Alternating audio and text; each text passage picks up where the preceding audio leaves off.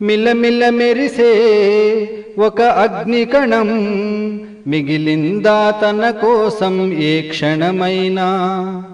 తరతరాల భారతీయ తాపసులది ఈ మార్గం, తరతరాల భారతీయ తాపసులది ఈ మార్గం. ఆత్మలో నివేదనం అమ్మకు నీరాజనం. సంఘటనం ఒక యజ్ఞం సమిధగమన జీవనం.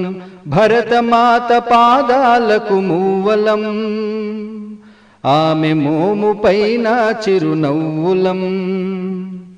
భూమి పొరలలో పురుడును పోసే రైతురాషాఢా తన పేరును ఏనాడైనా.